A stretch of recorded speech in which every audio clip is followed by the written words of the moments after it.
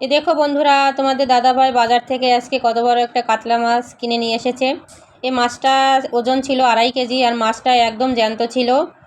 মাছটা এতটা বড় ছিল যে আমি মাছটা কাটতে পারিনি, তোমার দাদাভাই কেটে দিয়েছে। আর গালটা দেখো কতটা বড়, গালটা দেখলেই তোমরা বুঝতে পেরে গেছো মাছটা কতটা বড় ছিল। মাছটা কাটা হয়ে গেলে মাছগুলো ধুয়ে আমি এখান থেকে 7 পিস মাছ নিয়েছি আর বাকিগুলো রেখে দিয়েছি। 1 পিস নিয়ে নিয়েছি পুঁচ, আমার পুঁচ খুবই পছন্দ, এই জন্য আমি 1 পিস পুঁচ নিয়েছি। তো এরপর এর মধ্যে দিয়ে দেবো একটু লবণ আর হলুদ দিয়ে মেখে রেখে দেবো 5 মিনিটের জন্য। আজকে আমি কাতলা কালিয়ে বানিয়ে দেখাবো। মাছগুলো ভাজার জন্য আমি এখানে একটা কড়াই নিয়েছি, কড়াইয়ের মধ্যে দিয়ে দেবো সর্ষের তেল। এই রান্নাটা কিন্তু সর্ষের তেল দিয়ে করতে হবে, সয়াবিন তেল দিয়ে এই রান্নাটা করলে খেতে কিন্তু টেস্টি লাগবে না।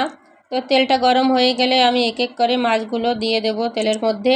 তোমরা কে কে কাতলা মাছের পুঁচ খেতে ভালোবাসো অবশ্যই কমেন্টে লিখে জানাবে। তো মাছের এক পাশ হয়ে গেলে অপর পাশ আমি উল্টে দেব। উল্টে দিয়ে এরকম একটু লাল লাল করে ভেজে নিতে হবে। তো মাছটা ভাজি হতে হতে আমি এখানে কাতলা কালিয়া দেওয়ার জন্য একটা পেস্ট বানিয়ে নেব। এখানে দিয়ে দিয়েছি 1 মুঠো কিশমিশ, 10-12টো কাজু বাদাম আর দিয়ে দেবো 3 চামচ টক দই। অল্প একটু জল দিয়ে মিক্সিতে একটা স্মুথ পেস্ট বানিয়ে নিতে হবে। তো দেখো বন্ধুরা, এখানে মাছগুলো আমার ভাজা হয়ে গেছে, এরকম লাল লাল করে মাছগুলো ভেজে নিতে হবে।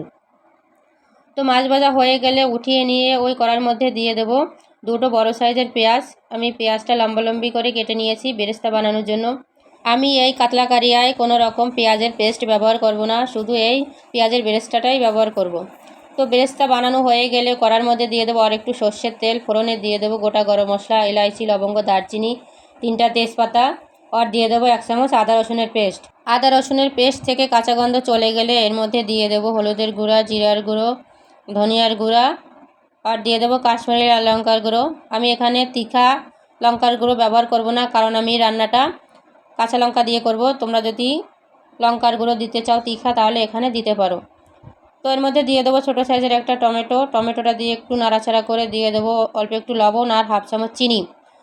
এই রান্নাটা একটু মিষ্টি মিষ্টি খেতে ভালো লাগে, এই জন্য আমি 1/2 চামচ চিনি দিয়ে দিয়েছি। তোমরা যদি পছন্দ না করো তাহলে চিনি ছাড়াও রান্নাটা করতে পারো।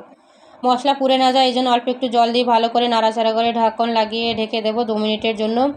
2 মিনিট পর ঢাকনটা খুলে মশলা থেকে যখন তেল ছেড়ে দেবে তারপরে ভালো করে নাড়াচাড়া করে নিতে হবে।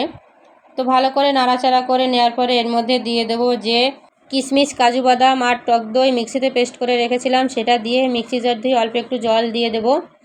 তারপরে ভালো করে নাড়াচাড়া করে মশলার সাথে মিলিয়ে নিতে হবে। এই মশলাটা কষানোর সময় গ্যাসের আঁচটা একদম কম রেখে তারপরে মশলাটা কষাতে হবে। মশলাটা কষানোর সময় কোনো রকম ঢক্কন ব্যবহার করা যাবে না, কারণ এর মধ্যে কাজু বাদাম দেওয়া আছে, তাড়াতাড়ি পুড়ে যেতে পারে।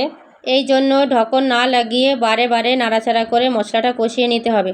যখন মশলা থেকে এরকম তেল ছেড়ে যাবে তাহলেই বুঝতে পারবে যে মশলাটা কষানো হয়ে গেছে।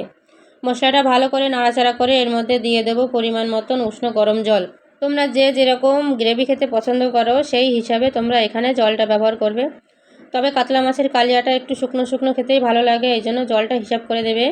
ঝোলটা ফুটে উঠলে এখানে দিয়ে দেবো 5-6টা কাঁচা লঙ্কা চেরা, ঝালটা তোমরা তোমাদের হিসাব মতনই দিবে। আর দিয়ে দেবো যে মাছটা ভেজে রেখেছিলাম, মাছটা দিয়ে স্বাদ অনুসারে দিয়ে দেবো লবণ। লবণ দিয়ে ভালো করে নাড়াচাড়া করে ঢাকন লাগিয়ে রেখে দেবো 10 মিনিটের জন্য। 10 মিনিট পর ঢাকন খুলে দেখাচ্ছি। দেখো বন্ধুরা, ঝোলটা অনেকটা শুকিয়ে গেছে। এই পর্যায়ে দিয়ে দেবো যে পেঁয়াজের বেরেস্তা রেখেছিলাম, পেঁয়াজের বেরেস্তাটা দিয়ে একটু নাড়াচাড়া করে এর মধ্যে দিয়ে দেবো 1 চামচ গরম মশলা আর 1 চামচ দিয়ে দেবো ঘি। এই ঘিটা কিন্তু আমি ঘরে তৈরি করে নিয়েছি। এই রান্নাটায় পেঁয়াজের পেস্ট না ব্যবহার করে তোমরা যদি এরকম বেরেস্তা দাও তাহলে খাওয়ার সময় খুবই টেস্টি লাগবে, মিষ্টি মিষ্টি লাগে খেতে। তো সবগুলো উপকরণ একসাথে মিলিয়ে ঢাকন লাগিয়ে ঢেকে রেখে দেবো 5 মিনিটের জন্য গ্যাস বন্ধ করে।